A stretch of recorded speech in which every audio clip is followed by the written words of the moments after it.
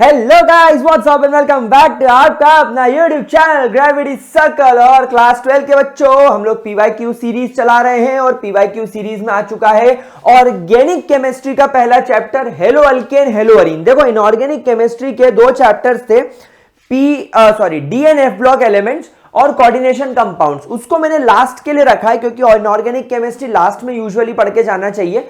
तो अब organic chemistry की बात करते हैं और ऑर्गेनिक केमिस्ट्री में हमारा जो पहला चैप्टर है हेलो अल्केन हेलो अरीन, हम लोग इसके क्वेश्चन को लेकर आ चुके हैं। अब यहां पर गाइस मुझे एक बात बताओ, पहला क्वेश्चन आपके सामने क्या कह रहा है?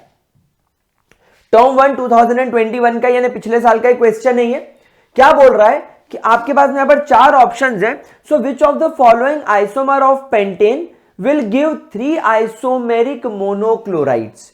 3 आइसोमेरिक मोनोक्लोराइड्स। अब यहां पर अगर मान लीजिए आप ऊपर वाले कंपाउंड का रिएक्शन क्लोरीन के साथ करते हैं तो यहां पर पहली पॉसिबिलिटी क्या बनती है कि ये क्लोरीन इस पर अटैक कर ले, तो ये ऊपर वाला बन जाएगा CH2Cl, बाकी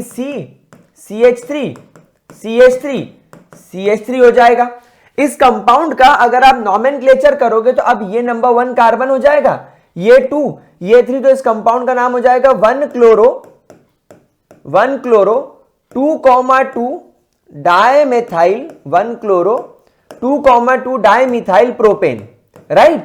ये ऊपर वाले कंपाउंड का नाम हो जाएगा। लेकिन अगर मैं यहां पर क्लोरीन का रिएक्शन इस वाले कार्बन से कर दूं तो अब मुझे दिखने लगेगा CH3C CH2Cl CH3 और CH3। तो गाइस ये भी सेम कंपाउंड बन जाएगा। ये नंबर 1 कार्बन, नंबर 2, ये नंबर 3, यानी ऊपर वाला कंपाउंड और नीचे वाला कंपाउंड सेम है। अगर मैं क्लोरीन का इस पर अटैक करवा दूं तो यार ये कंपाउंड भी मुझे तो सेम बनता हुआ ही नजर आ रहा है। देखो, अब यहां पर CH2Cl हो जाएगा तो अब ये लंबी कार्बन की चेन हो जाएगी, तो ये और ये तो सेम है। इसका मतलब ऑप्शन नंबर 1 के अंदर केवल एक ही टाइप का आइसोमर बन पा रहा है, तो ये तो गलत हो गया। हो गया गलत। चलिए, बहुत बढ़िया। अब हम लोग एक बार दूसरा वाला ट्राई कर लेते हैं। अब दूसरे वाले के अंदर अगर मैं यहां पर क्लोरीन का रिएक्शन कराऊं तो क्लोरीन एक बार इस कार्बन पर अटैक करेगा और बना लेगा CH3 CH2 CH2 CH2 और यह आखिरी वाला कार्बन भी CH2Cl बन जाएगा। 1 2 3 4 5 1 क्लोरो पेंटेन, ये एक आइसोमर बन गया, ठीक है। अगले केस में क्या हो सकता है कि आपका क्लोरीन जाकर ये वाले कार्बन पर अटैक कर दे, तो अब ये बन जाएगा आपका CH3 CH2 ये CH पर क्लोरीन लग जाएगा और CH3 अपनी जगह पर रहेगा। 1 2 3 4 5, ये बन जाएगा तुम्हारा 2 क्लोरोपेंटेन। फिर अगले केस में क्लोरीन जाकर अगर इस वाले कार्बन पर अटैक कर दे तो क्या हो जाएगा, तो ये बन जाएगा CH3 CH2CH Cl CH2 CH3, तो इस कंपाउंड का नाम हो जाएगा 3 क्लोरोपेंटेन। तो ये 3 आइसोमर बन गए इसके। अब चौथे वाले केस में क्या होगा कि अगर क्लोरीन जाकर इस पर अटैक करेगा तो अब यहां पर क्या हो जाएगा कि अगर आप सोच रहे हो कि सर क्लोरीन को अगर मैं इस पर अटैक करवा दूं तो क्या होगा, तो भैया फिर आपकी जो नंबरिंग है वो यहां से शुरू हो जाएगी, तो ये भी 2 क्लोरोपेंटेन ही कहलाएगा। तो अब ये आइसोमर के केस में नहीं आएगा। तो बन गए आपके 3 आइसोमर्स। तो बस अब आपको कोई टेंशन लेना नहीं है, आपको ऑप्शन नंबर बी क्लिक करके आगे बढ़ना है। अगर आप चाहो तो आपको मैं जस्ट फॉर योर नॉलेज मैं आपको नीचे वाले कंपाउंड को भी लिख के बता देता हूं कि अगर आप नीचे वाले कंपाउंड पे क्लोरीन की रिएक्शन कराते हो तो एक बार क्लोरीन इस पर अटैक करेगा, ये बन जाएगा 1 क्लोरो 3 मिथाइल ब्यूटेन। दूसरी बार तुम्हारा क्लोरीन इस पर अटैक करेगा तो ये बन जाएगा 2 क्लोरो 3 मिथाइल ब्यूटेन।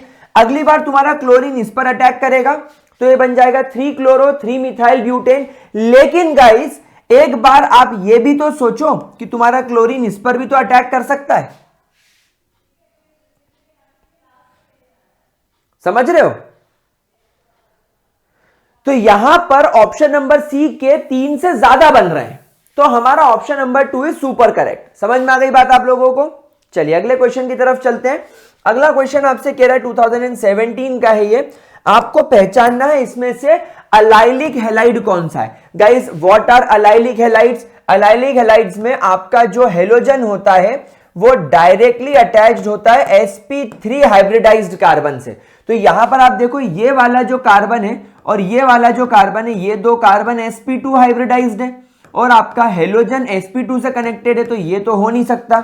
लेकिन जब मैं यहां देखूंगा तो ये वाला जो मेरा कार्बन है ये sp3 हाइब्रिडाइज्ड है और ये जो दो कार्बन है ये sp2 है और ये भी sp2 है। सो देयरफॉर आपका ये जो हेलोजन है ये sp3 हाइब्रिडाइज्ड कार्बन से कनेक्टेड है। तो option number 1 should be correct. अगले क्वेश्चन की तरफ चलते हैं।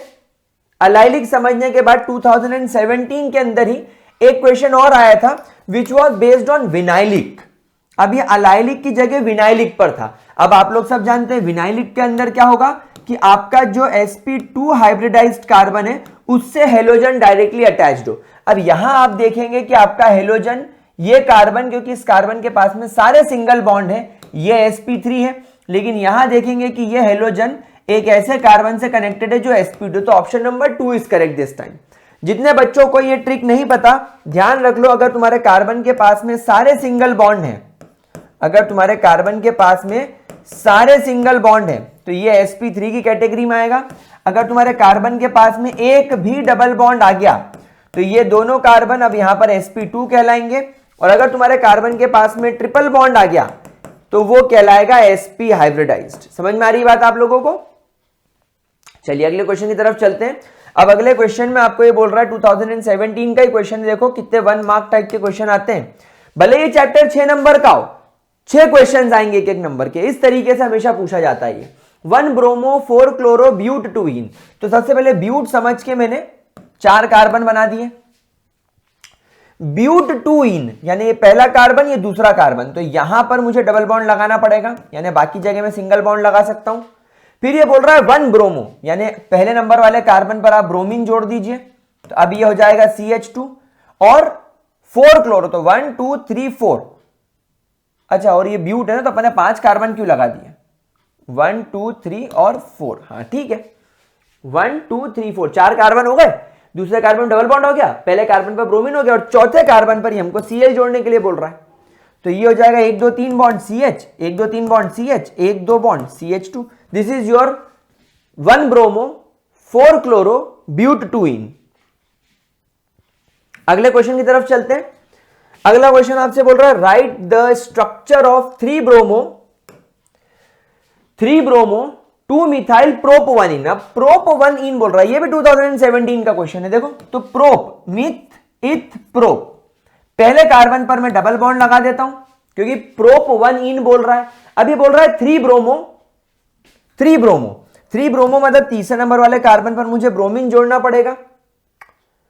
अब क्या बोल रहा है ये? अब बोल रहा है ये 2 मेथाइल मतलब दूसरे नंबर वाले कार्बन पर मुझे एक मेथाइल ग्रुप जोड़ना पड़ेगा।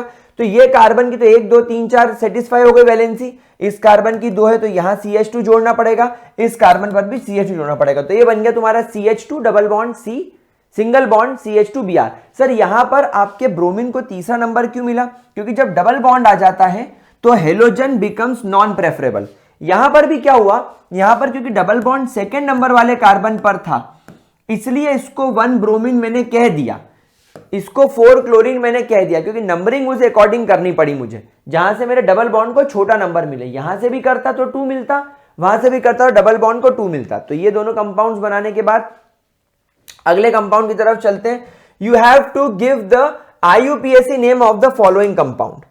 अब आपके पास में एक कंपाउंड है CH2, यहां पर एक डबल बॉन्ड है, यहां पर एक CH है, फिर यहां पर एक CH2 है और यहां पर Br है। तो यहां पर गाइस बस वही रूल आपको फॉलो करना है। बहुत सारे बच्चे जोश जोश में इस ब्रोमीन को देख के इसको 1 बोल देते हैं और बस यही गलती हो जाती है। यहां पर आप इसे 1 नहीं बोलेंगे, 1 इसे बोलेंगे, क्योंकि हेलोजेंस में और डबल बॉन्ड में डबल बॉन्ड प्रेफरेबल होता है। हमेशा ध्यान रखना, हेलोजन से ज्यादा प्रेफरेंस आपको देनी पड़ती है ट्रिपल बॉन्ड को और उससे ज्यादा प्रेफरेंस देनी पड़ती है आपको डबल बॉन्ड को। हेलोजन को प्रेफरेंस आप तभी देंगे जब सिंगल बॉन्ड होगा, यानी हेलोजन के सामने अगर सिंगल बॉन्ड आएगा तो हेलोजन को प्रेफरेंस देंगे।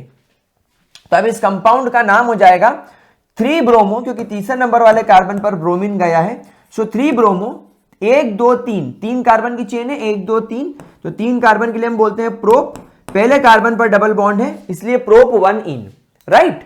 अगले कंपाउंड का जरा देखिए, बी वाले को क्या बोलेंगे, एक कार्बन दिख रहा है, ये वाला कार्बन, इस कार्बन से क्लोरीन जुड़ा हुआ है, ये वाला क्लोरीन, और इसी कार्बन से CCl3 जुड़े हुए हैं, मतलब एक C और इस C से Cl और Cl एक ऐसा जुड़ा हुआ है, फिर एक कार्बन से Cl और Cl ऐसा जुड़ा हुआ है, और इस कार्बन से भी Cl और Cl जुड़ा हुआ है। अब आप जरा मुझे इस कंपाउंड का नोमेनक्लेचर करके बताइए, how will you nomenclate this compound. क्या करेंगे, देखो क्या करते हैं भाई, सबसे पहले तो सबसे लंबी कार्बन की चेन चूज कर लेते हैं। तो एक काम करते हैं, मैं ये वाली सबसे लंबी कार्बन की चेन चूज कर लेता हूं। अब इसकी वजह से क्या हुआ, ये पूरा सब्स्टिट्यूएंट हो गया जो आपके सेकेंड नंबर वाले कार्बन पर अटैच्ड है। मैं इसको नंबर 1 कार्बन बोल देता हूं, क्योंकि इस नंबर 1 कार्बन पर 1, 2 और 3 क्लोरीन है। आप चाहो तो इसको भी नंबर 1 बोल सकते हो, ऐसा नहीं कि सर इसी को नंबर 1 क्यों बोला, इसको क्यों नहीं बोला, क्योंकि ये सब इक्वी डिस्टेंस पर है। तीसरे नंबर वाले कार्बन पर भी 3 क्लोरीन है, दूसरे नंबर वाले कार्बन पर 1 क्लोरीन है, टोटल 7 क्लोरीन हो गए, और सेकंड नंबर वाले कार्बन पर यह सब्स्टिट्यूएंट हो गया। अब इसको नाम क्या देंगे भाई, इस सब्स्टिट्यूएंट का अगर मैं नाम करूं तो इसके पास में एक कार्बन है और एक कार्बन पर 1, 2 और 3 क्लोरीन ग्रुप है, तो ये ट्राइक्लोरोमिथाइल हो गया। भाई सब्स्टिट्यूएंट के नाम के आगे हमें YL लगाना पड़ता है, नाम के पीछे, सॉरी, तो ये हो जाएगा आपका मेथाइल। तो इस कंपाउंड का नाम हो जाएगा 2, ब्रैकेट में हमको लिखना पड़ेगा ट्राई क्लोरो, यानी सेकेंड नंबर वाले कार्बन पर ट्राइक्लोरोमिथाइल ग्रुप है, ब्रैकेट क्लोज। फिर यहां पर हमें लगाना पड़ेगा डैश, 2 डैश, यहां पर हमें लगाना पड़ेगा डैश, फिर आ जाएगा 1,1,1। सर 1,1,1 क्यों, पहले नंबर वाले कार्बन पर 1, 2 और 3 क्लोरीन है, फिर आएगा 2 क्योंकि सेकेंड नंबर वाले कार्बन पर भी 1 क्लोरीन है, फिर आएगा 3,3,3। कितने क्लोरीन है, 1, 2, 3, 4, 5, 6, 7,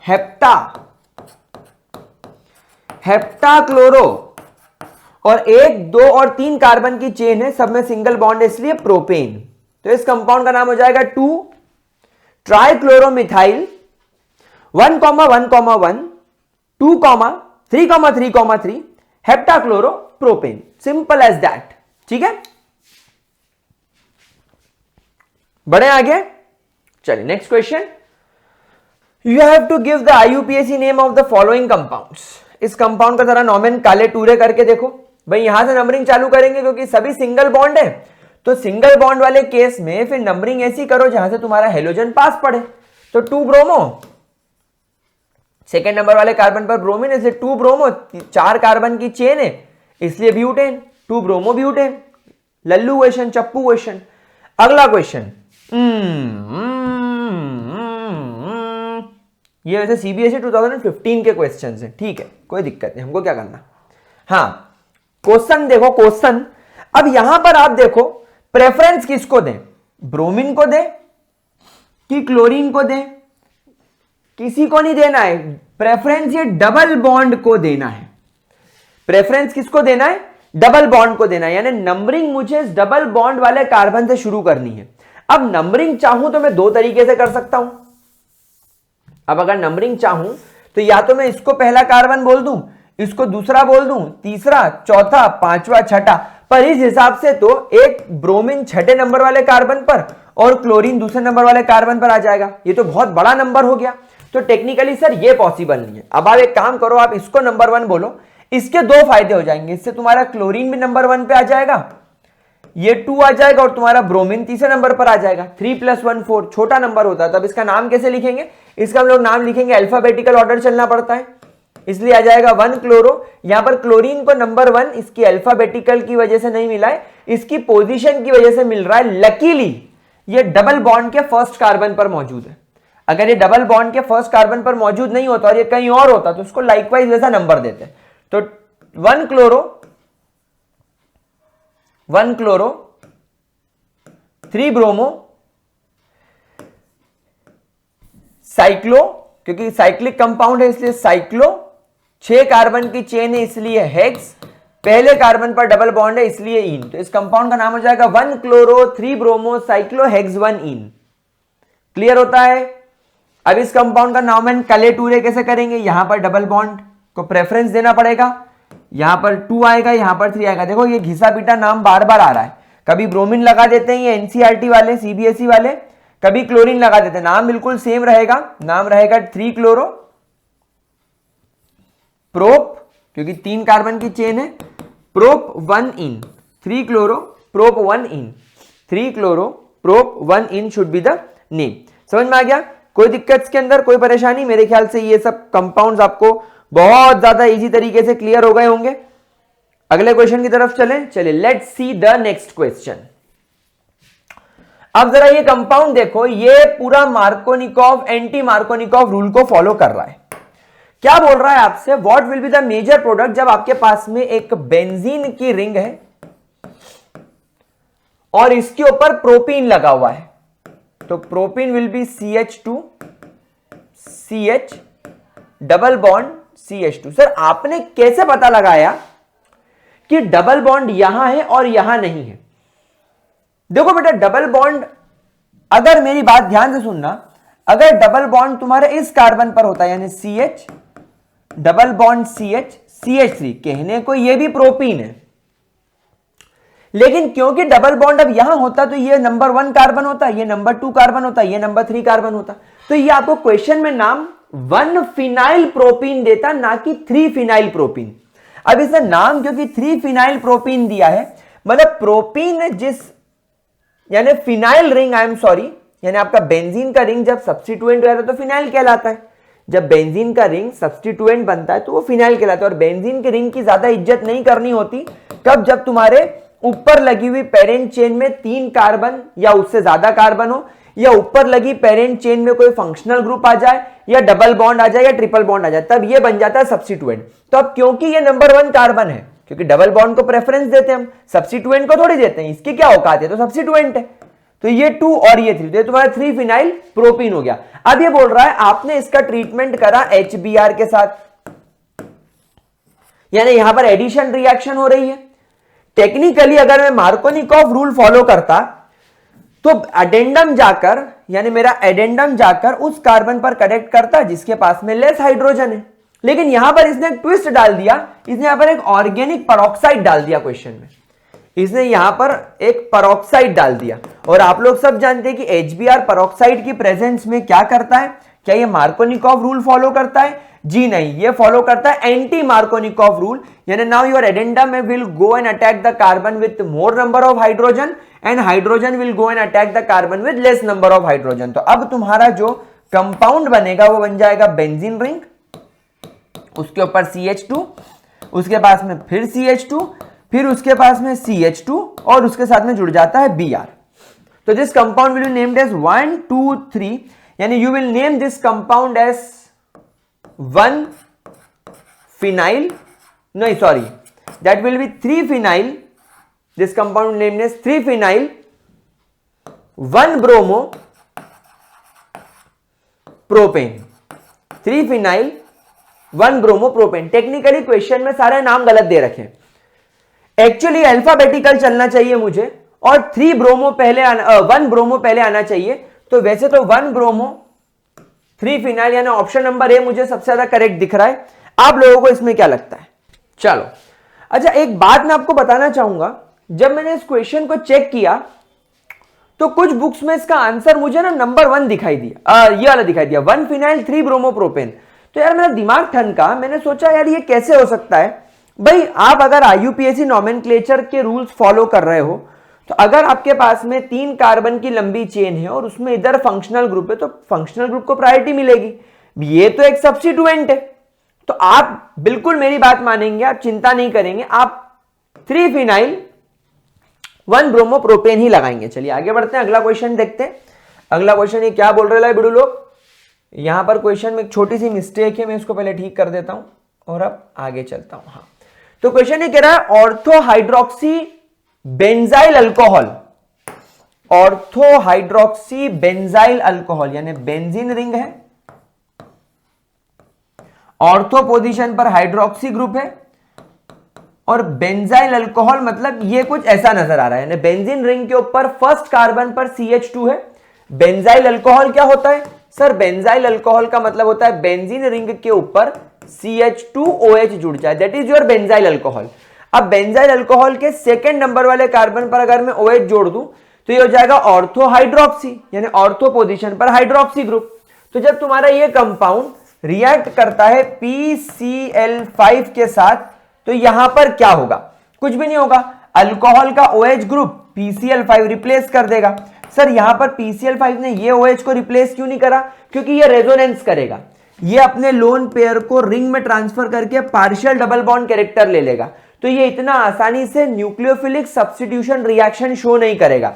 लेकिन ये जो कार्बन है ये एलिफेटिक कार्बन है, और एलिफेटिक कार्बन मतलब एक लंबी चेन, तो एक कार्बन से जुड़ा हुआ है, तो ये इजीली ब्रेक हो जाएगा और यहां पर तुम्हारा बन जाएगा CH2OH की जगह आ जाएगा यहां पर Cl and OH will remain same.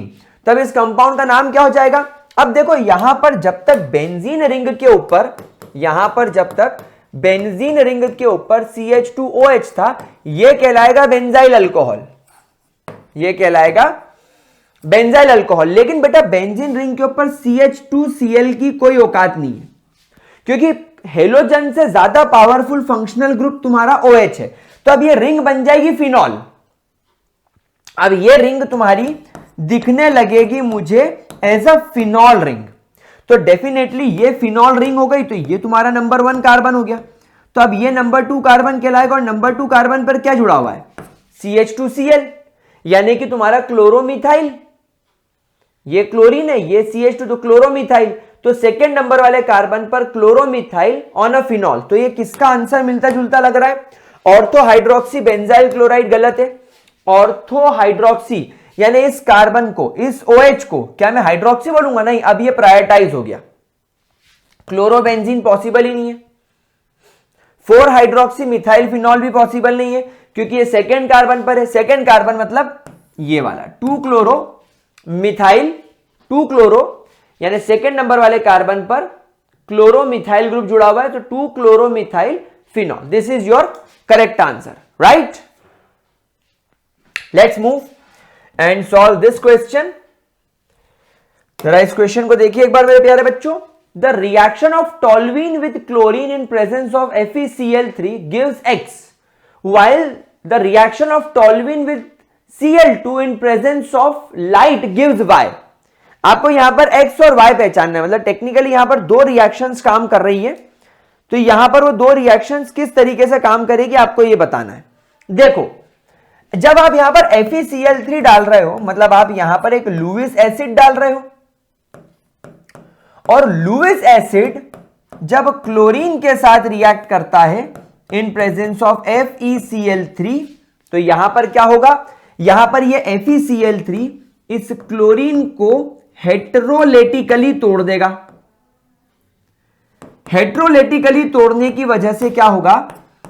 ये आयरन के पास में 3 क्लोरीन तो पहले से है, और ये जो चौथा क्लोरीन है ये अपना लोन पेयर इसको ट्रांसफर करके कोऑर्डिनेशन बॉन्ड बना लेगा। FeCl4 पॉजिटिव बन जाएगा ये temporarily, it will become FeCl4 positive. समझ में आ रही बात प्यारे बच्चों? और यहां पर क्या होगा?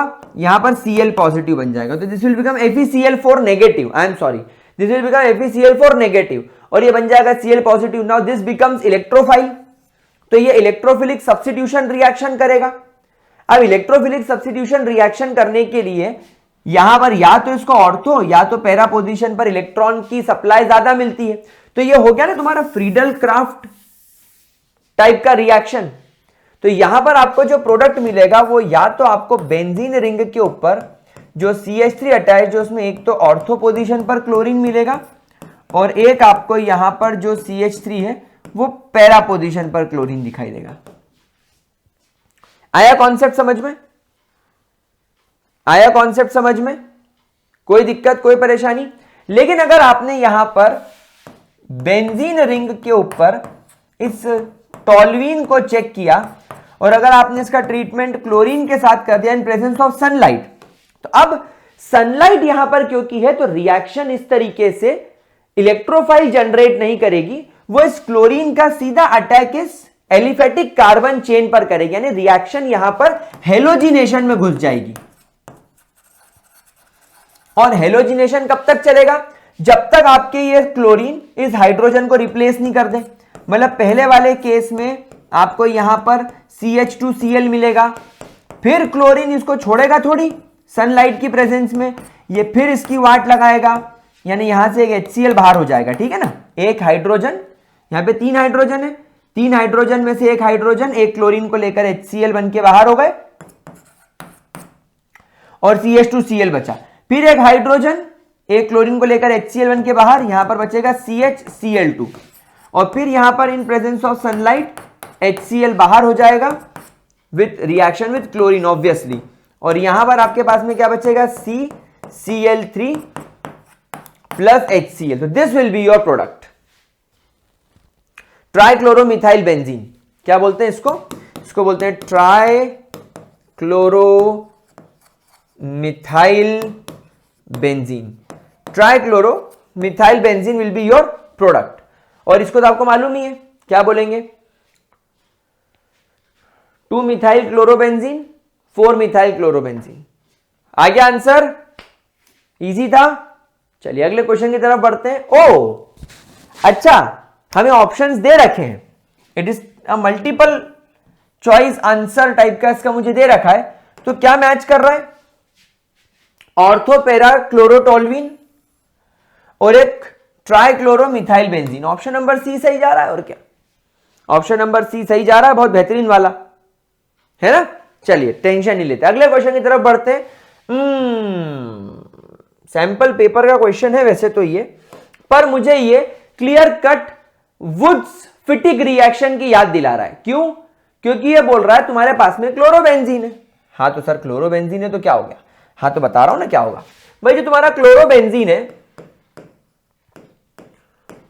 उससे आपको क्या बनाना है? टोल्यूइन बनाना है। यानी आप ये चाहते हैं कि बेंजीन के ऊपर का क्लोरीन निकल जाए और क्लोरीन की जगह CH3 आ जाए।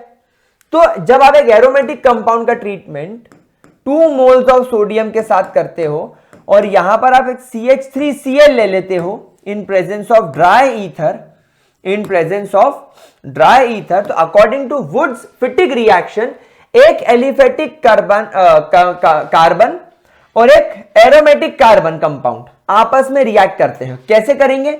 ये 2 सोडियम इनके क्लोरीन्स को निकालकर NaCl बन के बाहर हो जाएंगे और यहां पर आपके बेंजीन के रिंग के ऊपर CH3 आकर अटैच हो जाएगा। ये बन गया आपका टोल्यूइन। तो ये रिएक्शन के हिसाब से आपको कौन सी कंडीशन सबसे अच्छी लग रही है? फिटिक रिएक्शन में ड्राई ईथर लगता है, देखो सोडियम लगता है और अल्काइल क्लोराइड लग रहा है, मिथाइल क्लोराइड। तो option number B is correct. Conversion reaction, ठीक है। Conversion reaction, how will you convert but 1 ene यानी CH2 double bond CH single bond CH2 single bond CH3। But 1 ene को आपको iodo butane में convert करना है। लेकिन गाइस एक प्रॉब्लम यह होती है कि अगर आप यहां पर डायरेक्टली HI की रिएक्शन कर दो तो मार्कोनिकॉफ के हिसाब से एडेंडम जाकर उस कार्बन पर अटैक करेगा जिसके पास में लीस्ट हाइड्रोजन है। तो ये 1 आयोडो की जगह 2 आयोडो ब्यूटेन बन जाएगा। मतलब सर यहां पर डायरेक्टली HI जोड़ नहीं सकते, अब क्या करें? तो सर कोई बात नहीं, वो एंटी मार्कोनिकॉफ रूल लगा दो। अब यहां पर रिएक्शन में पेरोक्साइड डाल दो। तो बेटा पेरोक्साइड यानी एंटी मार्कोनिकॉफ रूल HI के साथ काम थोड़ी करता है, वो HBr के साथ काम करता है। तो यहां पर मुझे क्या करना पड़ेगा? पहली स्टेप में, स्टेप नंबर 1 में मुझे यहां पर पेरोक्साइड डालना पड़ेगा ताकि ब्रोमीन जाकर पहले कार्बन पर अटैक कर ले, एंटी मार्कोनिकॉफ रूल लग जाए और यहां पर हमारा कंपाउंड बन जाए Br, Br से जुड़ जाए CH2 और ये जो CH था इससे हाइड्रोजन जुड़ने के बाद ये भी हो गया CH2, ये हो गया CH2 और ये हो गया CH3। ये हो गया तुम्हारा 1 ब्रोमोब्यूटेन। अब इस 1 ब्रोमोब्यूटेन के साथ आप जोड़ दीजिए NaI in presence of acetone as a solvent, in presence of acetone as a solvent. And ये सॉल्वेंट दिखता है आपको, chemical formula wise CH3 C double bond O CH3। तो अब क्या होगा, यहां पर Na जो कि एक लेस रिएक्टिव आयोडीन के साथ कनेक्टेड है और ब्रोमीन जो कि मोर रिएक्टिव आयोडीन है, सोडियम ब्रोमीन को लेकर NaBr बन के बाहर हो जाएगा and iodine will go and attack the carbon which is connected with bromine earlier. तो ये आपका कंपाउंड बन जाएगा दिस। ये हो गया आपका 1 आयोडो ब्यूटेन। तो क्या आप लोगों को समझ में आया? This reaction will take place in 2 steps. Very good question, बहुत बढ़िया क्वेश्चन था। 2020 में कई बच्चों ने इसके अंदर यही गड़बड़ी कर दी कि वो डायरेक्टली यहां पर HI लगा दिए विद पेरोक्साइड। मार्कोनिकॉव रूल तो ठीक है, पर एंटी मार्कोनिकॉव रूल HBr के अलावा और किसी के साथ काम नहीं करता। चलो अगले क्वेश्चन की तरफ बढ़ता हूं।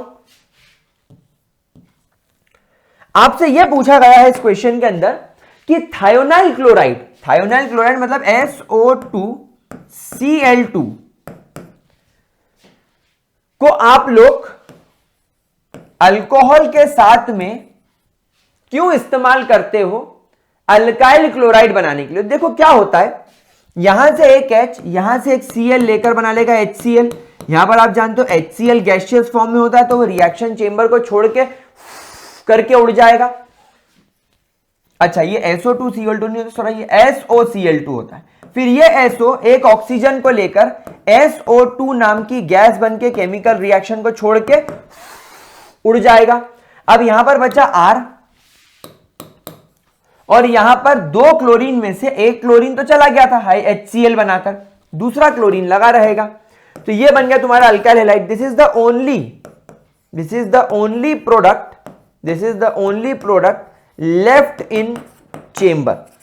आपके चेंबर में केवल एक ही ये प्रोडक्ट रह गया, बाकी दोनों तो गैस बन के they will leave the chamber, यानी जिस चेंबर में आप रिएक्शन कर रहे हो उसको छोड़ के चले जाएंगे। देयरफॉर आपको यहां पर प्योरेस्ट अल्काइल हैलाइड मिलेगा। You will get the purest form of alkyl halide. इसीलिए इस मेथड को सबसे ज्यादा प्रेफर किया जाता है, ज्यादा छटाई करने की जरूरत नहीं पड़ती। अगला क्वेश्चन कह रहा है right the equation for preparation of iodobutane from 1 chlorobutane. आपके पास में क्लोरीन है जो कि जुड़ा हुआ है CH2 CH3, यानी तुम्हारा ये 1 क्लोरोब्यूटेन हो गया। 1 क्लोरोब्यूटेन से आपको 1 आयोडोब्यूटेन, तो कोई दिक्कत नहीं। अभी आपको सिखाया ना मैंने, NaI डाल दो इन प्रेजेंस ऑफ एसीटोन, तो सोडियम क्लोरीन के साथ बाहर निकल जाएगा और यहां पर आपका जो क्लोरीन है उसकी जगह पर आयोडीन आ जाएगा। ये देखो, ये बन गया तुम्हारा प्रोडक्ट, खत्म। हाँ, कुछ भी नहीं करना है इसके अंदर। करना क्या है यार गाइस, बहुत इजी क्वेश्चंस हैं, ठीक है। चलिए अगला क्वेश्चन देखते हैं। अगला क्वेश्चन बोल रहा है draw the structure of the major mono halide product. अब देखो यहां पर इन्होंने आयरन यूज किया which is acting as a Lewis acid. तो लुईस एसिड क्या करेगा, इलेक्ट्रोफाइल जनरेट करेगा और यहां पर एक क्लोरीन को इस बेंजीन के ऊपर अटैच कर देगा, तो this will give you chlorobenzene. तो ये तुम्हारा आंसर हो गया, इसमें कुछ भी नहीं करना था, एक लाइन का आंसर था यार, क्लोरोबेंजीन बन गया, बात खत्म। डायरेक्ट अटैचमेंट, कुछ भी नहीं करना है। इलेक्ट्रोफिलिक सब्स्टिट्यूशन रिएक्शन हो गई है, एक इलेक्ट्रोफाइल निकला यहां से Cl पॉजिटिव, उसने यहां पर मौजूद जो हाइड्रोजन था उसको H पॉजिटिव बनाकर निकाल दिया, खुद उसकी जगह जुड़ गया और वो H पॉजिटिव जो निकला वो ये दूसरे क्लोरीन के साथ HCl बनके रिएक्शन से बाहर हो जाता है। अगला रिएक्शन देखते हैं। यू हैव, अरे क्या हो गया,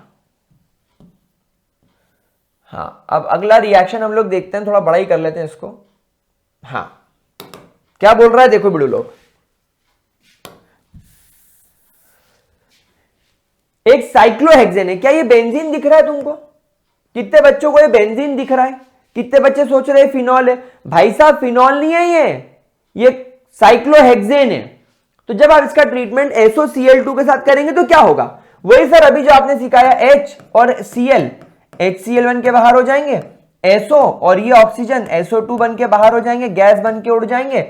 अब तुम्हारे ये जो साइक्लोहेक्सेन है इससे क्लोरीन जुड़ जाएगा, तो इसको क्या बोलेंगे, इसको बोलेंगे 1 क्लोरो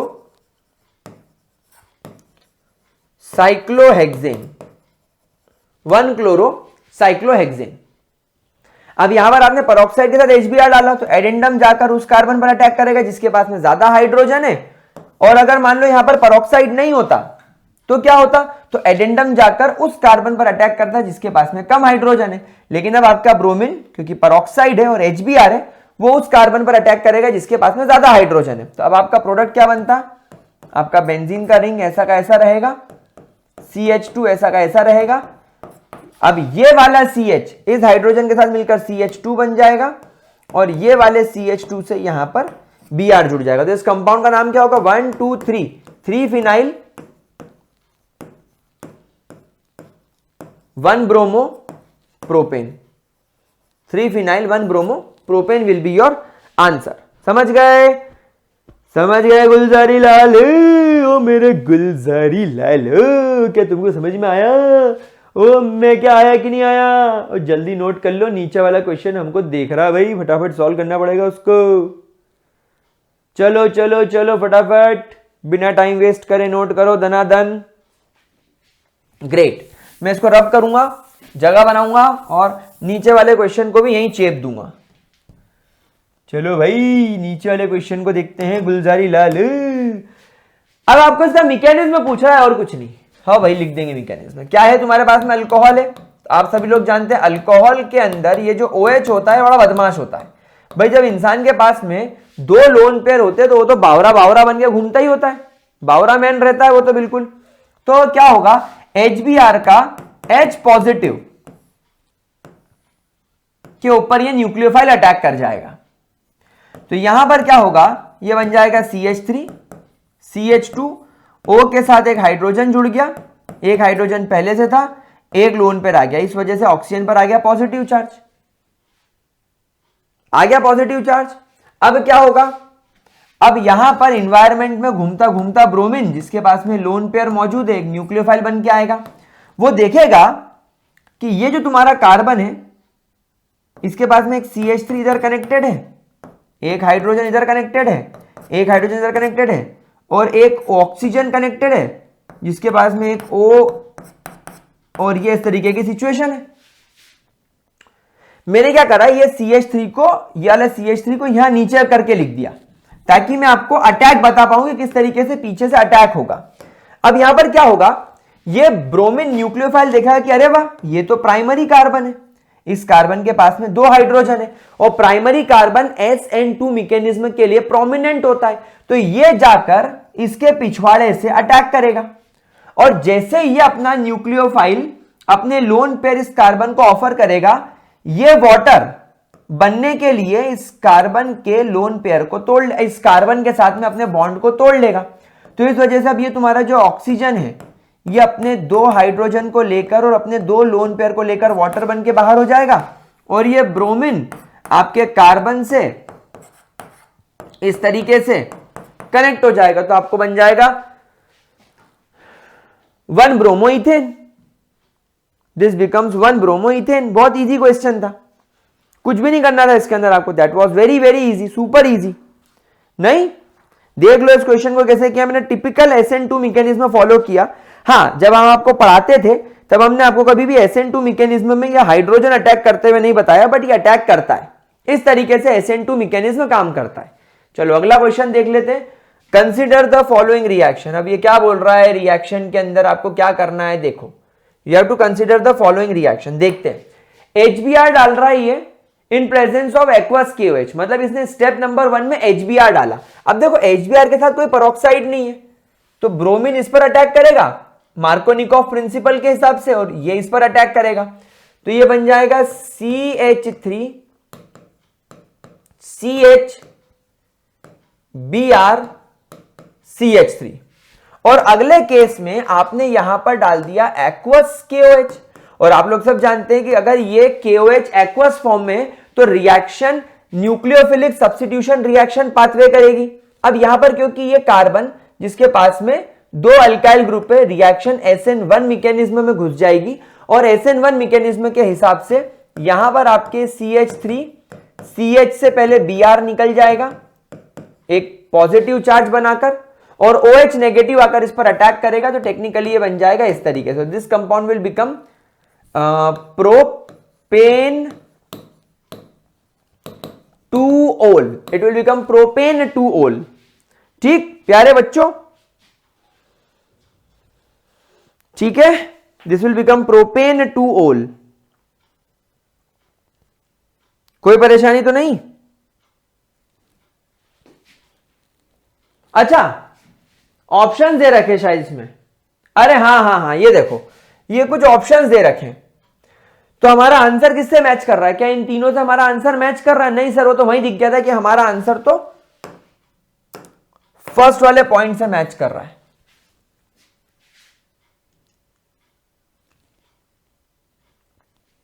अगला क्वेश्चन देखते हैं, what is the which of the following isomer have the highest melting point. देखो यहां पर हमेशा ध्यान रखना, वैसे तो एनसीईआरटी के अंदर लिखी हुई रीडिंग्स इस चीज को डिनाई कर देती है, लेकिन फिर भी हम लोग केमिस्ट्री की भाषा को मानते हुए 1,4 डाइक्लोरोबेंजीन का मेल्टिंग पॉइंट हाईएस्ट मानेंगे, क्योंकि सिमेट्रिकल अरेंजमेंट और प्रॉपर लेटाइज अरेंजमेंट होता है पहले, और ये तो क्योंकि यहां पर इक्वल डिस्ट्रीब्यूशन होता है तो इनका प्रॉपर लेटाइज अरेंजमेंट होता है। तो because of a proper lattice arrangement, because of the proper lattice arrangement, because of symmetrical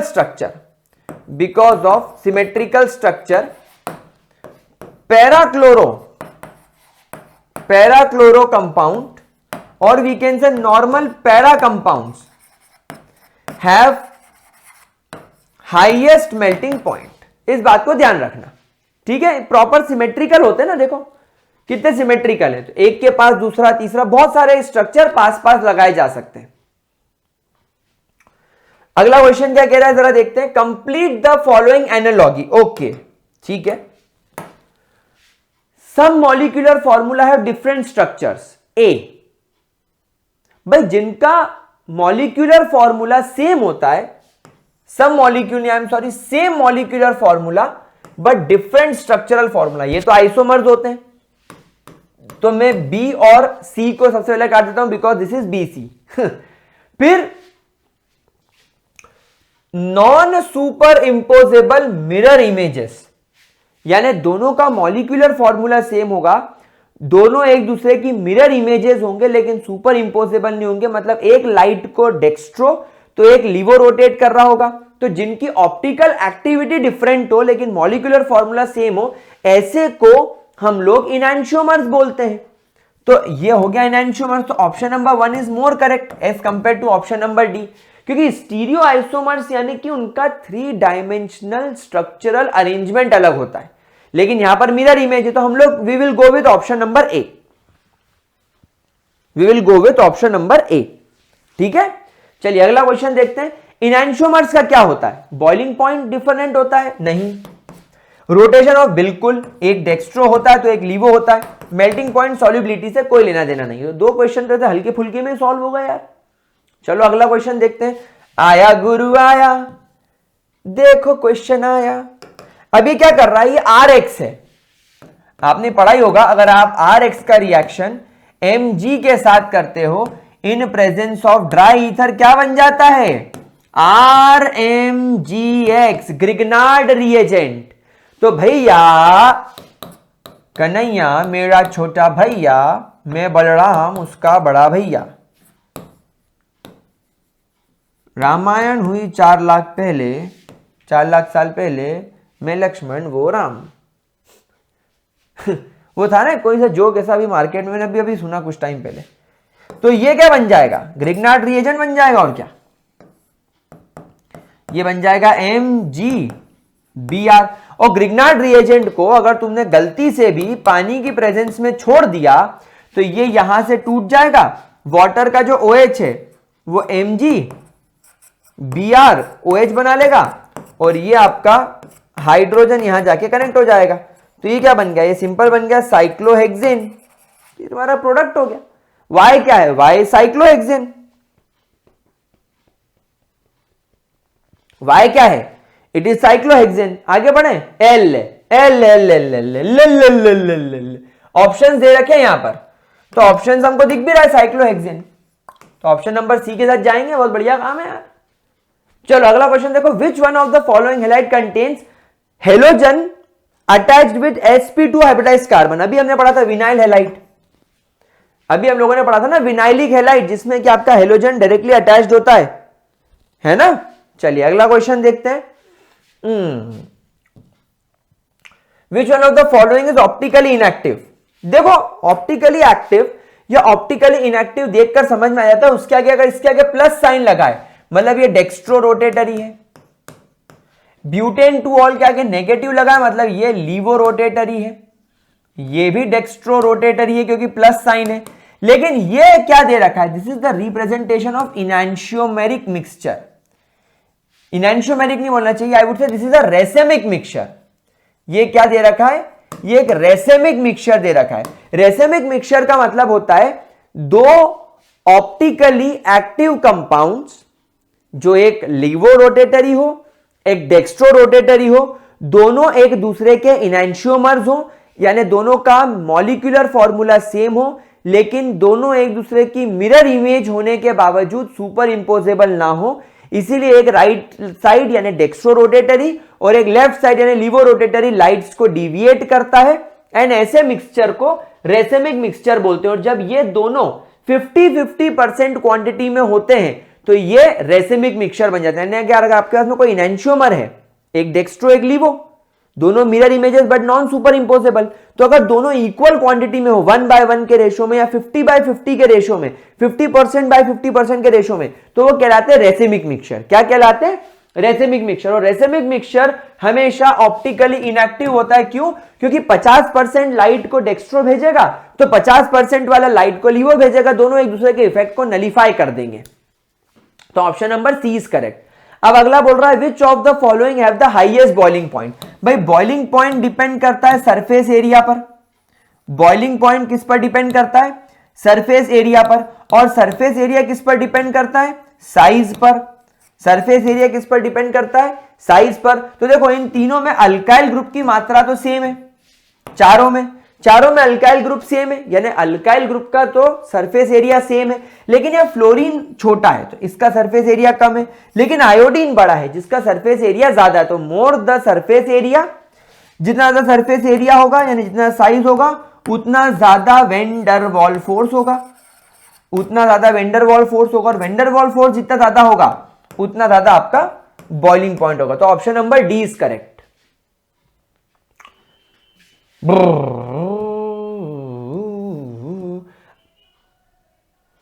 अब अगला क्वेश्चन जरा ध्यान से देखो, यहां पर इसने सबसे बड़ा गेम खेला अल्कोहलिक KOH डालकर। गाइस जब कभी भी अल्कोहलिक KOH डाला जाता है रिएक्शन एलिमिनेशन पाथवे में घुस जाती है, बीटा एलिमिनेशन रिएक्शन में घुस जाती है।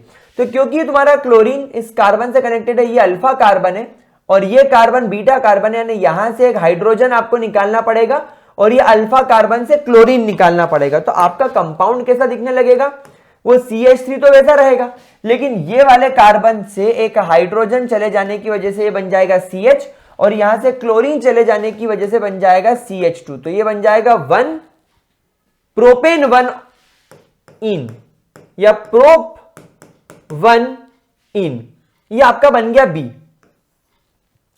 फिर इसमें आपने डाल दिया HBr, लेकिन आप यहां पर देखो HBr डालने के साथ साथ इसने यहां पर नीचे ना वो नहीं लिखा हुआ है परऑक्साइड वरऑक्साइड, मतलब सिंपल मार्कोनिकॉव रूल फॉलो करना पड़ेगा। एंड मार्कोनिकॉव रूल के हिसाब से ब्रोमीन जाकर अटैक करेगा उस कार्बन पर जिसके पास में कम हाइड्रोजन है और ये जाकर अटैक करेगा जिसके पास में ज्यादा हाइड्रोजन है। तो ये हो जाएगा CH3 CH Br CH3, ठीक है। अब यहां पर डाल दिया Na और ईथर, यानी यहां पर इसने एक्चुअली क्या करा, रिएक्शन को घुसेड़ दिया वुड्स रिएक्शन में। तो वुड्स रिएक्शन में क्या होता है, आपका CH3 CH Br CH3 in presence of 2 moles of sodium react करेगा Br CH CH3 CH3, यानी ये दो मॉलिक्यूल्स आ गए, 2 ब्रोमो प्रोपेन के दो मॉलिक्यूल आ गए।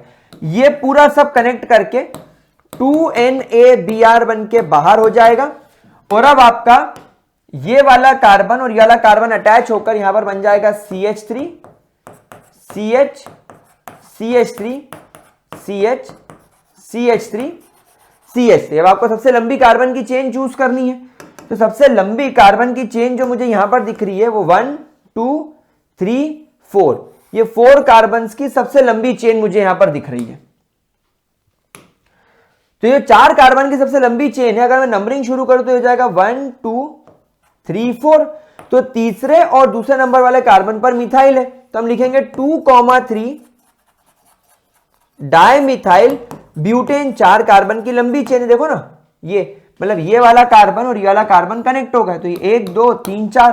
तो इस कंपाउंड का नाम क्या होगा? 2,3 डाइमिथाइल ब्यूटेन। और मुझे एक मैच करता हुआ दिख रहा है ऑप्शन नंबर सी के साथ। देखो आंसर भी लिखा हुआ था इसका 2,3 डाइमिथाइल ब्यूटेन, बट हमने इसको प्रूफ करके बता दिया कि क्यों इसका आंसर ही आया। ठीक है, कोई दिक्कत? चलिए अगला क्वेश्चन देखते हैं। Which of the following the correct statement? ठीक है, इट रिएक्ट्स यानी C2H5Br reacts with metallic sodium to give ethane. नहीं, अगर आप इसका मेटेलिक सोडियम के साथ रिएक्शन करते हो in presence of dry ether, तो एक C2H5Br in presence of 2 sodium दूसरे C2H5Br के साथ रिएक्ट करता है, तो C2H5 C2H5 कनेक्ट हो जाता है, बन जाता है C4H12, यानी बन जाता ब्यूटेन। आपको इथेन नहीं मिलता, आपको मिलता ब्यूटेन, तो ये स्टेटमेंट रॉन्ग है। It gives C2H5OH on boiling with alcoholic potash. नहीं, अगर आप अल्कोहलिक KOH लेते तो रिएक्शन घुस जाती कहां पर? एलिमिनेशन में, तो आपको यहां पर मिलता CH2 डबल बॉन्ड CH2, यानी आपको यहां पर अल्कोहल नहीं मिलता, आपको यहां पर इथीन मिलता, मतलब ये स्टेटमेंट भी गलत है। It forms diethyl थायोईथर on heating with alcoholic KSH। गलत, अल्कोहलिक KS भी रिएक्शन को एलिमिनेशन में लेकर जाता, मतलब ऑप्शन नंबर बी ही अकेला बच रहा है जो कि सही है, और ये सही भी है। बच रहा है इसलिए नहीं भाई, अगर आपके पास में C2H5Br है और अगर आप उसका ट्रीटमेंट AgNO2 के साथ करते हो, तो यहां पर AgBr बाहर हो जाता है रिएक्शन से और यहां पर बच जाता है C2H5NO2, यानी this will give you nitroethane. तो ये नाइट्रोइथेन दे भी रहा है, सो बिल्कुल सही है, ये इसमें कोई गलती नहीं है। This is the correct answer. Let's see another question. The alkyl halide which will undergo SN1 mechanism. अब SN1 मैकेनिज्म कौन शो करेगा भाई साहब? SN1 मैकेनिज्म वो शो करेगा, SN1 मैकेनिज्म वो शो करेगा जो टर्शरी हो। अब यहां पर आप देखो सारे टर्शरी दिख रहे हैं मेरे को, ये भी टर्शरी है, ये भी टर्शरी है, ये भी टर्शरी, ये भी टर्शरी, देखो चारों टर्शरी है। कार्बन से आयोडीन जुड़ा हुआ है, इसके पास यहां CH3 है, यहां CH3 है, यहां CH3 है। क्लोरीन से यहां ब्रोमीन जुड़ा हुआ है, यहां CH3 है, यहां CH3 है, यहां CH3 है। क्लोरीन जुड़ा हुआ है यहां पर कार्बन से, यहां CH3 है, यहां CH3 है, यहां CH3 है। फ्लोरीन जुड़ा हुआ है यहां पर आपके कार्बन से, जिसके पास में यहां CH3 है, यहां CH3 और यहां CH3। अब क्या करें? अब कौन जाएगा भैया? SN1 बहुत रेडीली। सर आपने बोला था कि जो टर्शरी होगा वो सबसे जल्दी जाएगा, लेकिन सर यहां तो सारे टर्शरी हैं, अब क्या करें?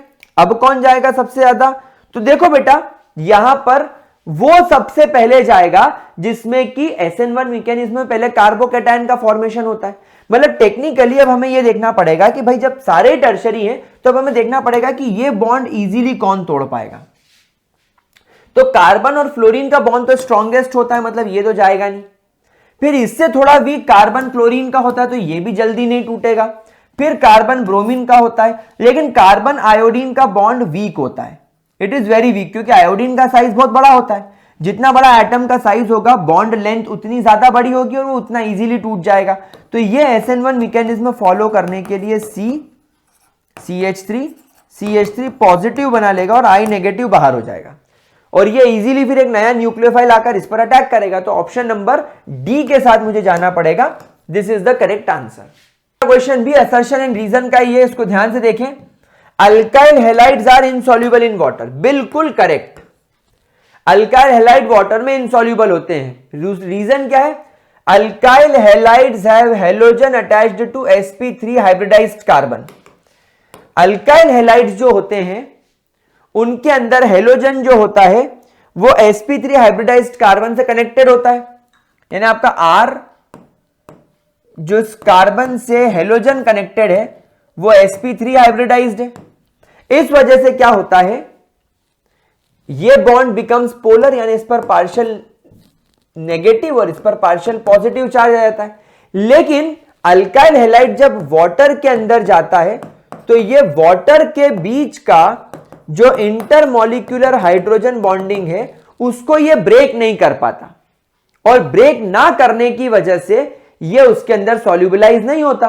तो असर्शन भी करेक्ट है, रीजन भी करेक्ट है, लेकिन यहां पर मुझे कहीं ना कहीं ऐसा लगता है that the reason is not the correct explanation of assertion. भाई अल्काइल हैलाइड में हेलोजन का sp3 हाइब्रिडाइज्ड कार्बन से कनेक्ट होना किसी भी तरीके से इस बात को प्रूफ नहीं कर रहा है कि अल्काइल हैलाइड वाटर में इनसॉल्युबल क्यों है। वो आपको यह जरूर बोल रहा है कि आपका कार्बन और हेलोजन का बॉन्ड पोलर है बट इतना पोलर नहीं है कि वो हाइड्रोजन और इसके बॉन्ड को तोड़ सके। येट हम लोग यही फॉलो करेंगे दैट असर्शन भी करेक्ट है, रीजन भी करेक्ट है, and reason is the correct explanation of assertion. क्यों? क्योंकि कहीं ना कहीं लिंक तो दे रखी है इसने हमें लिंक दी ना कि कार्बन और क्लोरीन के बीच में कार्बन sp3 है, तो हेलोजन और कार्बन का bond will become more polar. ये बॉन्ड अच्छा खासा पोलर है, लेकिन फिर भी हेलोजन और कार्बन का बॉन्ड हमें पता है हमारे नॉलेज से कि इतना पोलर नहीं होता कि हाइड्रोजन बॉन्ड को तोड़ सके। तो ठीक है, we will follow that answer only. चलिए आगे बढ़ते हैं। ये क्वेश्चन 2 बार रिपीट हो गया क्या? ये भी यहीं पर है। Alkyl halide are insoluble in water, alkyl are insoluble in water. हाँ ठीक है, ये 2 बार रिपीट हो गया। Okay,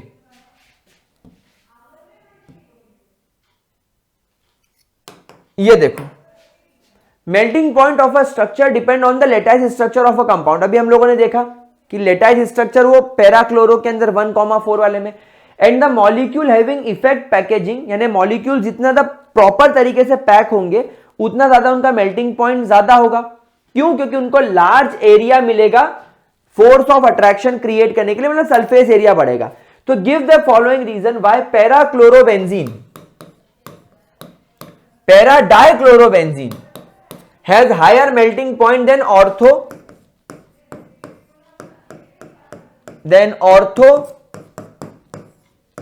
and then meta। अब आप देखो, जब आप एक पैरा मॉलिक्यूल की पैकेजिंग करोगे तो पैरा के अंदर क्या होगा, एक पैरा के पास में देखो दूसरा पैरा एकदम चिपक के लग जाएगा। यानी लेटाइज स्ट्रक्चर के अंदर जब आप इनको लेटाइज फॉर्म में जब आप इनको एक दूसरे के साथ में चिपका कर अरेंज करोगे तो बिल्कुल प्रॉपरली पैकेजिंग होगी, यानी कम एरिया के अंदर ज्यादा मॉलिक्यूल्स आ जाएंगे। और आप देखो इनका साइट ऑफ अट्रैक्शन कितना ज्यादा है, देखो इनका एक लार्ज एरिया एक दूसरे के कांटेक्ट में आ रहा है, यानी ज्यादा सरफेस इनकी कांटेक्ट में आ रही है, इस वजह से इनका मेल्टिंग पॉइंट ज्यादा होगा। लेकिन अगर मैं यहां पर ऑर्थो वाले को लगाने की कोशिश करूं तो एक क्लोरीन यहां एक क्लोरीन यहां, तो दूसरा वाला डेफिनेटली थोड़ा दूर हो जाएगा। क्यों? क्योंकि इसका इलेक्ट्रॉन क्लाउड इसके इलेक्ट्रॉन क्लाउड को रिपेल करेगा, इसलिए ये मॉलिक्यूल एक दूसरे के पास पास नहीं बल्कि दूर दूर अरेंज होंगे। तो ये वाला ऑप्शन भी आपका बिल्कुल करेक्ट है। तो आप यहां पर लिखेंगे that because parachlorobenzene have higher melting point because of these molecules having efficient packaging having higher melting point as it required large force of attraction to break the structure। यानी क्वेश्चन से ही answer निकल जाएगा, right. और ये वाला structure आपको draw कर देना है, वो पैरा वाले का स्ट्रक्चर ड्रॉ कर देना है। बढ़िया क्वेश्चन था, 2 साल पूछा गया, 19 में और 13 में। ठीक है, चलो नेक्स्ट क्वेश्चन देखते हैं। Alkyl halides though polar are immiscible in with water, अभी पढ़ाया। अल्काइल हैलाइड्स पोलर होते हैं लेकिन इनकी पोलैरिटी इतनी ज्यादा भी नहीं होती कि ये वाटर के अंदर मौजूद हाइड्रोजन बॉन्ड को तोड़ सके और खुद के साथ में नया बॉन्ड बना सके। ये हम लोग बार बार इसके बारे में डिस्कशन नहीं करेंगे, बट आप इस क्वेश्चन की इंपॉर्टेंस देख लो। 12, 13, 15, 17, 4 साल तो ये हो गए। उसके बाद ये देख लो, ये सैंपल पेपर 2021 में भी था, मतलब इस साल आने के चांसेस बनते हैं तो ध्यान रखना इस क्वेश्चन को, बहुत इंपॉर्टेंट है। हमने इसका एक्सप्लेनेशन ऑलरेडी यहां देख लिया था। ये देखो यहां पर कि ये बॉन्ड पोलर होता है लेकिन इसके पास में इतनी कैपेसिटी नहीं होती कि वाटर के अंदर मौजूद हाइड्रोजन बॉन्ड्स को तोड़ सके और खुद के साथ में इसकी बॉन्डिंग कर सके। ठीक है, चलो अगला क्वेश्चन देखते हैं। Explain why the dipole moment of chlorobenzene is lower than that of cyclohexyl chloride. Cyclohexyl chloride. This is your cyclohexyl chloride. क्या मैंने सही बनाया स्ट्रक्चर? अब गाइज यहां पर जो आपका cyclohexyl chloride है और यहां पर दूसरा आपसे ये पूछ रहा है क्लोरोबेंजीन। ब्याव ब्याव ब्याव ब्याव। अब यहां पर एक छोटा सा पॉइंट चेक करो, यहां पर आपका जो क्लोरीन कनेक्टेड है कार्बन से, this carbon is sp2 hybridised, that is this carbon is more electronegative. और जब ये कार्बन ज्यादा इलेक्ट्रोनेगेटिव होता है तो एक तो यहां पर कार्बन क्लोरीन के बीच में पार्शियल डबल बॉन्ड आ जाता है, और जब पार्शियल डबल बॉन्ड आ जाता है कार्बन की इलेक्ट्रोनेगेटिविटी ज्यादा होती है, इस कार्बन क्लोरीन के बॉन्ड लेंथ की वैल्यू लो होती है, कार्बन क्लोरीन का बॉन्ड लेंथ छोटा होता है। समझ में आ गई? अब यहां पर क्योंकि ये कार्बन sp2 हाइब्रिडाइज्ड है, ये ज्यादा इलेक्ट्रोनेगेटिव है, क्या ये कार्बन अपने इलेक्ट्रॉन्स को क्लोरीन की ओर जाने देगा? जाने तो देगा, पर क्योंकि इलेक्ट्रोनेगेटिव है ये अपने इलेक्ट्रॉन्स को क्लोरीन की ओर इतना नहीं जाने देगा जितना वो जनरली जाने देता। लेकिन जब हम लोग साइक्लोहेक्साइल क्लोराइड की बात करते हैं तो यहां पर यह कार्बन sp3 हाइब्रिडाइज्ड है, तो यहां पर कार्बन और क्लोरीन का ये जो बॉन्ड है ये ज्यादा पोलर बॉन्ड होगा, क्योंकि यहां पर कार्बन sp3 हाइब्रिडाइज्ड है, मतलब यहां पर कार्बन अपनी लीस्ट इलेक्ट्रोनेगेटिविटी शो करेगा। मतलब कार्बन के जितने इलेक्ट्रॉन्स हैं वो सारे के सारे इलेक्ट्रॉन्स क्लोरीन की ओर जाने देगा। मतलब यहां पर क्लोरीन ज्यादा इलेक्ट्रोनेगेटिव होगा, कार्बन ज्यादा इलेक्ट्रोपॉजिटिव होगा, तो यहां पर ये ज्यादा पार्शियल नेगेटिव होगा, ये उतना ही पार्शियल पॉजिटिव होगा, तो बॉन्ड उतना ज्यादा पोलर होगा। लेकिन यहां पर कार्बन थोड़ा लेस इलेक्ट्रोनेगेटिव है, तो इसके और इसके बीच में कार्बन के ऊपर जो पार्शियल पॉजिटिव चार्ज आएगा वो थोड़ा कम पॉजिटिव होगा, और इस पर जो पार्शियल नेगेटिव चार्ज आएगा वो थोड़ा कम नेगेटिव होगा। इसलिए ये जो बॉन्ड है इन दोनों के बीच का ये थोड़ा कम पोलर होगा। ये क्वेश्चन की इंपॉर्टेंस भी देखो 11, 13, 16 में आया ही है। अगला क्वेश्चन देखते हैं, ये बोल रहा है वाई एन ब्यूटाइल ब्रोमाइड। पहले जरा हम बना लेते हैं, एन ब्यूटाइल ब्रोमाइड मतलब CH2, यहां पर CH3, then CH2, then CH2, ये ब्यूटाइल और ये ब्रोमीन, तो ये तुम्हारा एन ब्यूटाइल ब्रोमाइड हो गया, एन ब्यूटाइल ब्रोमाइड हो गया। Has higher boiling point than tertiary butyl bromide, तो यहां पर ब्रोमीन CH3, CH3, CH3। अब यहां पर इसका बॉइलिंग पॉइंट ज्यादा क्यों? भाई सीधी सी बात है, इसके अंदर ब्रांचिंग बढ़ गई। हम लोग जानते ही हैं that S branching increases surface area of the compound, surface area of the compound decreases. Surface area decrease होगा, सरफेस एरिया डिक्रीज होगा तो वेंडरवॉल फोर्स डिक्रीज हो जाएगा, और वेंडरवॉल फोर्स डिक्रीज होगा तो आपका जो बॉइलिंग पॉइंट है वो डिक्रीज हो जाएगा। यहां पर क्या है, यहां पर एक लंबी कार्बन की चेन है, लंबी कार्बन की चेन होने की वजह से इसका बॉइलिंग पॉइंट ज्यादा है, it is having higher boiling point. Higher boiling point का रीजन क्या बोलोगे? क्योंकि इसका सरफेस एरिया ज्यादा है, क्योंकि आपका जो चेन है, आपके कार्बन की चेन की लेंथ ज्यादा है, इसलिए सरफेस एरिया ज्यादा है। इस वजह से आपका जो vendor wall force of attraction है वो भी बहुत ज्यादा होगा। अगला क्वेश्चन देखते हैं। The mechanism of the following SN1 reaction should be. आपसे एक्चुअली क्या कर रहा है ये, राइट द मैकेनिज्म बोल रहा है ये। ओके, तो आपके पास में क्योंकि SN1 मैकेनिज्म है, ये ब्रोमीन है CH3 CH3। क्वेश्चन में कुछ गड़बड़ी है? हाँ डेफिनेटली क्वेश्चन में मिस्टेक है, यहां पर 3 आना चाहिए था। क्या गुंडा बनेगा रे तू। तो यहां पर सबसे पहले क्या होगा, एक स्लो प्रोसेस होगी, और स्लो प्रोसेस के अंदर आपका ये जो CH3 है, सबसे पहले ये ब्रोमीन इस कार्बन के इलेक्ट्रॉन को लेकर हेट्रोलेटिक क्लीवेज करके इसको टर्शरी कैटायन बनाकर Br नेगेटिव बनके केमिकल रिएक्शन को छोड़ के भाग जाएगा। और यहां पर आपका जो OH नेगेटिव है, जो NaOH से निकलकर आया है, फिर आपका ये जो OH नेगेटिव है, यहां पर ये 2 चीज कर सकता है, क्योंकि यहां पर तुम्हारा कार्बोकैटायन ऐसा दिख रहा है CH3 CH3 CH3, सब जानते हो ना। अभी यहां पर जो तुम्हारा कार्बन था ये sp3 हाइब्रिडाइज था और इसकी टेट्राहेड्रल ज्योमेट्री थी, लेकिन अब ये क्योंकि sp2 हाइब्रिडाइज्ड हो गया है, इसकी ज्योमेट्री ट्राइगोनल प्लेनर हो गई है और ये 120 डिग्री पर आ गया है। तो अब यहां पर OH के पास में 2 ऑप्शंस हैं। अब यहां पर OH के पास में 2 अलग अलग ऑप्शंस हैं। एक तो OH चाहे तो यहां से घुस जाए और एक OH चाहे तो यहां से घुस जाए। तो यहां पर आपको एक प्रोडक्ट ऐसा मिलेगा जिसमें कि जो इन्वर्जन होता हुआ नजर आएगा, यानी पहले आपका न्यूक्लियोफाइल राइट साइड था, लेकिन अब नया न्यूक्लियोफाइल लेफ्ट साइड है, यानी यहां पर आपको फेज इन्वर्जन देखने को मिला। और दूसरे केस में आपको रिटेंशन देखने को मिल सकता है, जिसमें आपका CH3 सब अपनी जगह पर और OH वहां आ जाए। तो you will get 2 type of product in this.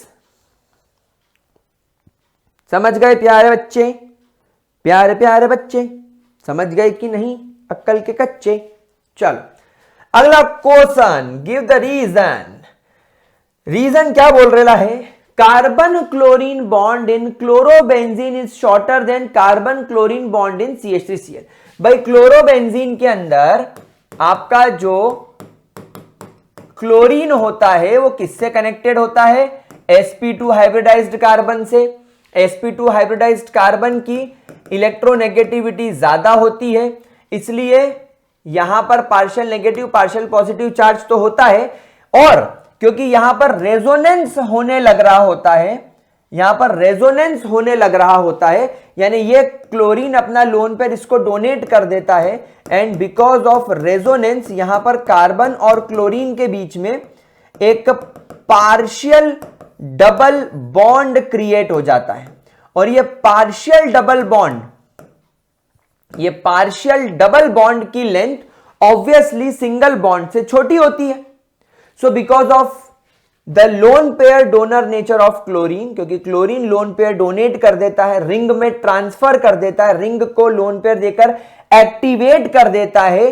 क्यों? क्योंकि रिंग में मौजूद कार्बन sp2 हाइब्रिडाइज्ड होते हैं, ज्यादा इलेक्ट्रोनेगेटिव होते हैं, इसलिए कार्बन क्लोरीन के लोन पेयर को अपनी ओर खींचने की डिमांड रखते हैं और क्लोरीन उसकी डिमांड पूरी कर देता है।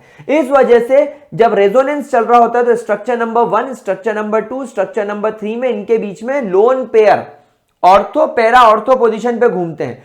तो जो 3 स्ट्रक्चर आपको रेजोनेंस के दिखते हैं, उन तीनों में क्लोरीन और ये कार्बन में डबल बॉन्ड दिखता है। और आप लोग सब जानते हैं कि सिंगल बॉन्ड के मुकाबले डबल बॉन्ड की लेंथ छोटी होती है, इसलिए कार्बन क्लोरीन की बॉन्ड लेंथ छोटी होती है as compare to CH3Cl, because यहां पर you can observe no resonance, therefore only a single bond is there. और सिंगल बॉन्ड वाले कार्बन क्लोरीन की बॉन्ड लेंथ ज्यादा ही होती है। ठीक है, कोई दिक्कत? देख लो जरा इसको ठीक से, फिर इसको रब करके आगे बढ़ते हैं। ठीक है,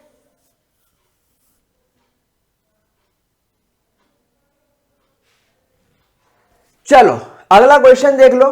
अगला question, SN1 reaction are accompanied by racemisation. Racemisation का मतलब अब भी मैंने आपको समझाया, ये कि जब आपका कोई कंपाउंड SN1 मैकेनिज्म को फॉलो करता है तो सबसे पहले कार्बोकेटायन बनाता है। अब जब ये आपका अल्काइल हैलाइड शुरुआत में रिएक्शन में घुसता है तब वो टेट्राहेड्रल ज्योमेट्री का होता है और उसकी हाइब्रिडाइजेशन sp3 होती है, लेकिन जब उसका हेलोजन उसको छोड़कर चला जाता है तो वो sp2 हाइब्रिडाइज्ड हो जाता है और उसकी ज्योमेट्री ट्राइगोनल प्लेनर हो जाती है। अब ये ट्राइगोनल प्लेनर ज्योमेट्री वाला आपका जो कार्बोकेटायन है ये एक्सपोज हो गया। एक्सपोज क्यों हो गया? क्योंकि न्यूक्लियोफाइल चाहे तो फ्रंट से भी घुस सकता है, न्यूक्लियोफाइल चाहे तो बैक से भी घुस सकता है, तो यहां पर इक्वल प्रोबेबिलिटी होती है, इसलिए इक्वल चांसेस होते हैं यहां पर इन्वर्जन के और रिटेंशन के। और अब आप देखो इन्वर्जन और रिटेंशन में अगर मान लीजिए यहां पर रिएक्शन ऐसे कंपाउंड में हो रही होती कि ये कार्बन कायरल कार्बन होते, मतलब यहां पर तो आपके 3 ग्रुप सेम है, यहां पर आपके 3 ग्रुप तो सेम है, तो ये दोनों ऑप्टिकली इनएक्टिव है। लेकिन मान लो अगर ये कायरल होता, ये CH3 होता, ये CH3 या ये CH2 CH3 होता, और यहां पर मान लो CH3 CH2 CH3 होता, यहां पर भी फिर CH3 होता, यहां पर आपको लिखना पड़ता OH, यहां आपको लगाना पड़ता CH2 CH3 और यहां पर लगाना पड़ता आपको CH2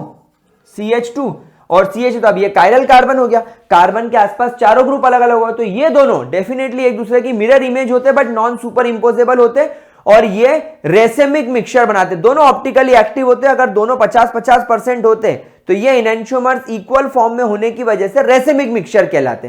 तो इसीलिए SN1 मैकेनिज्म के अंदर आपको हमेशा रेसिमाइजेशन दिखता है, क्योंकि स्टेप नंबर 1 में अल्काइल हैलाइड कार्बोकेटायन में कन्वर्ट हो जाता है और अब न्यूक्लियोफाइल उस पर कहीं से भी अटैक कर सकता है, और इसीलिए यहां पर इन्वर्जन और रिटेंशन दोनों देखने को मिलता है। इन्वर्जन में न्यूक्लियोफाइल अलग डायरेक्शन में अटैच होता है, रिटेंशन में अलग डायरेक्शन में अटैच होता है, और अगर ये कायरल कार्बन वाला कंपाउंड हो तो ये डेफिनेटली ऑप्टिकली एक्टिव होता है। बढ़िया क्वेश्चन था।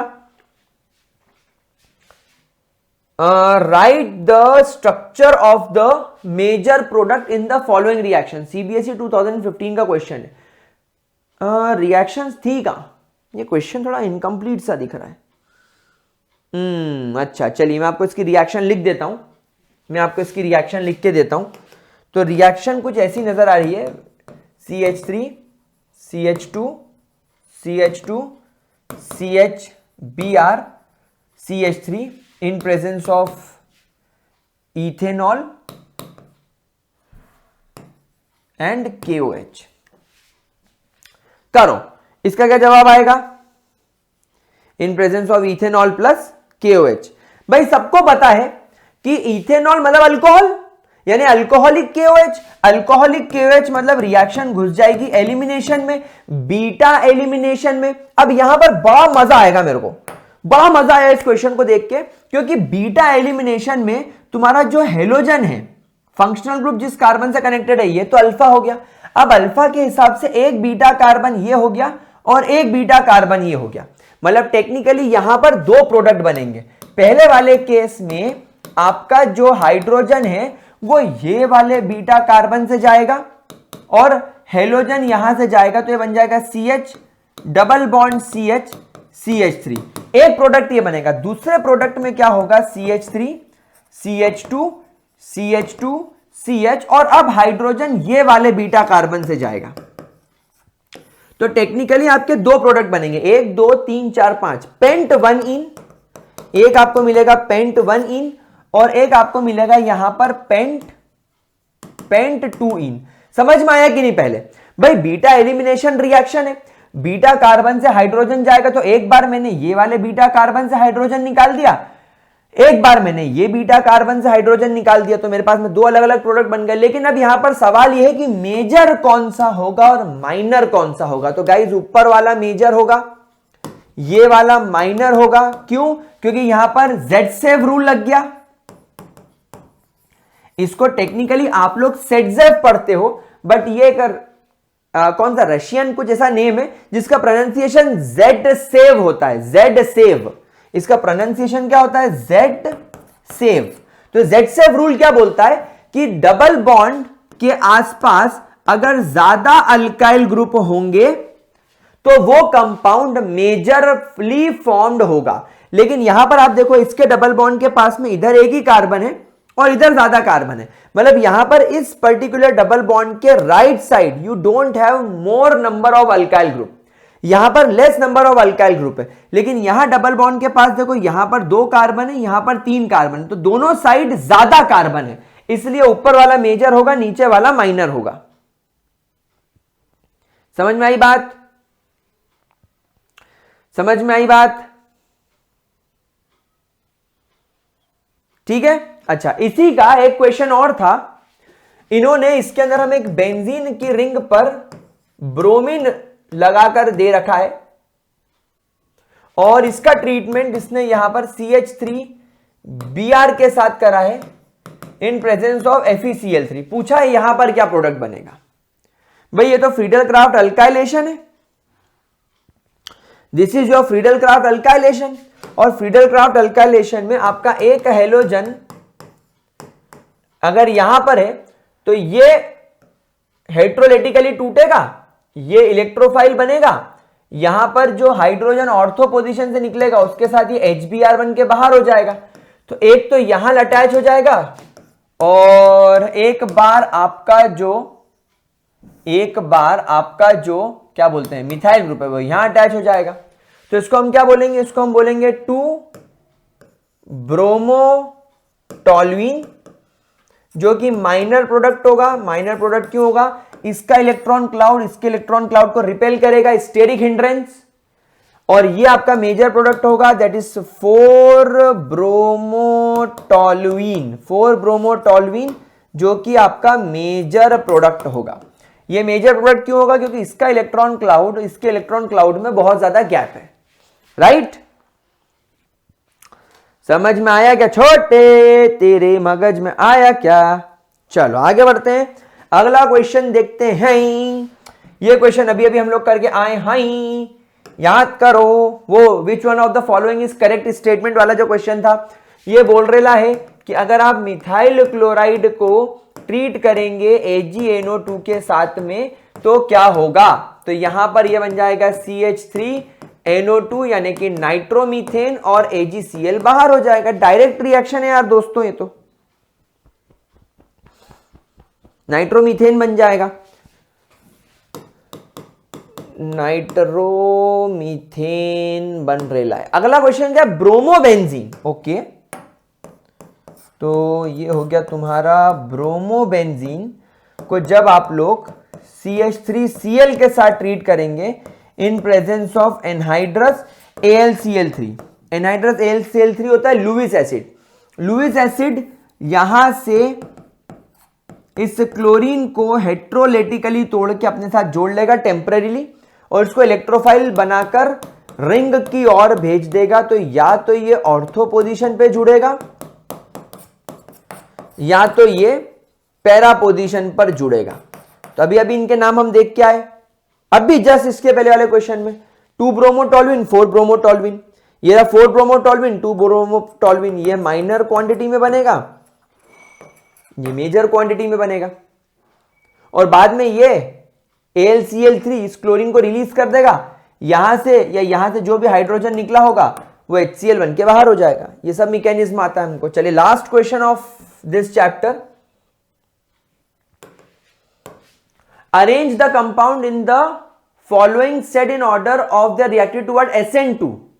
SN2, तो SN2 के हिसाब से जो कार्बन प्राइमरी होगा वो ज्यादा शो करेगा। अब देखो यहां पर 2-मिथाइल 2-ब्रोमोब्यूटेन यानी एक, चलो इसको स्ट्रक्चर बना ही लेते हैं हम लोग, 1 2 3 4 कार्बन हो गए। सेकेंड कार्बन पर मिथाइल भी है और सेकेंड कार्बन पर ब्रोमीन भी है। मतलब ये ब्रोमीन अभी जिस कार्बन से कनेक्टेड है उसके पास में इधर एक अल्काइल ग्रुप है, इधर एक अल्काइल ग्रुप है और इधर भी एक अल्काइल ग्रुप है, तो ये टर्शरी हो गया। फिर 2-ब्रोमोपेंटेन यानी 1 2 3 4 और 5 और दूसरे नंबर वाले कार्बन पर ब्रोमीन, यानी एक कार्बन इधर है ये कार्बन जिससे आपका फंक्शनल ग्रुप कनेक्टेड है उसके पास में एक कार्बन इधर और एक कार्बन इधर, मतलब ये कार्बन अब सेकेंडरी हो गया, मतलब कि लीस्ट रिएक्टिव ये वाला होगा क्योंकि ये टर्शरी है। फिर सेकेंड नंबर पर ये आएगा और 1 ब्रोमोपेंटेन, डेफिनेटली नाम ही सजेस्ट कर रहा है कि ये ब्रोमीन यहां से हटा के यहां लगा दिया। 1 ब्रोमोपेंटेन में हमने ब्रोमीन यहां लगा दिया इस कार्बन से, 1 2 3 4 और 5 यहां। तब ये कार्बन जिससे हेलोजन कनेक्टेड है उसके पीछे एक बड़ा अल्काइल ग्रुप है, बाकी 2 वैलेंसी तो हाइड्रोजन ने सेटिस्फाई करी, तो ये प्राइमरी हो गया। राइट, समझ में आ गया? तो आपको करना क्या है, आपको सब में ढूंढना है इस तरीके से, you have to search them. ठीक है, एक एक करके सबको सर्च कर लो। सेकंड वाले को देखो, अब देखो सेकंड वाला देखते ही समझ में आ रहा है मेरे, 1 ब्रोमो 3 मिथाइल ब्यूटेन। ओके, तो 1 ब्रोमो 1 2 3 4 और 3 मिथाइल ब्यूटेन, एक ये हो गया। फिर दूसरा क्या है, सी, सेकेंड कार्बन पर मिथाइल और सेकेंड कार्बन पर ही ब्रोमीन, और ये हो गया एक। अब यहां क्लियरली विजिबल है कि ये सेकेंडरी नहीं, 1 2 और 3, आई एम सॉरी, ये टर्शरी कार्बन हो गया। फिर ये 3 bromo 2 methyl, 3 bromo 2 methyl butane, ये तो पॉसिबल ही नहीं है। 3 ब्रोमो 2 मिथाइल ब्यूटेन, 1 2 3 4, ये और ये ब्रोमीन और ये, तो ये सेकेंडरी हो गया। तो ये कार्बन तुम्हारा सेकेंडरी हो गया, तो यही कार्बन तुम्हारा प्राइमरी है। तो इसका मतलब सबसे ज्यादा रिएक्टिविटी यहां पर ये शो करेगा 1 ब्रोमो 3 मिथाइल ब्यूटेन, फिर उसके बाद शो करेगा ये वाला थर्ड वाला सेकेंड नंबर पे, और 3 ब्रोमो 2 मिथाइल सबसे कम शो करेगा 1 3 2। सबसे ज्यादा रिएक्टिव होगा 1 ब्रोमो 3 मिथाइल ब्यूटेन, फिर उसके बाद में होगा सेकेंड नंबर पे 3 ब्रोमो 2 मिथाइल ब्यूटेन, और सबसे कम रिएक्टिव होगा ये बीच वाला 2 ब्रोमो 2 मिथाइल ब्यूटेन। ठीक है, समझ गए आप लोग?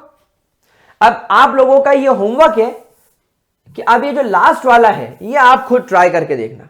1 bromo butane, 1 bromo 2,2 dimethyl propane and 1 bromo 2 methyl butane, ये एक बार आप ट्राई करना।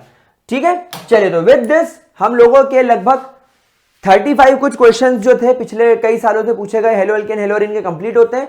अब मिलता हूं आपसे अगले वीडियो में, तब तक के लिए बाय बाय, टाटा, take care, good night and keep studying.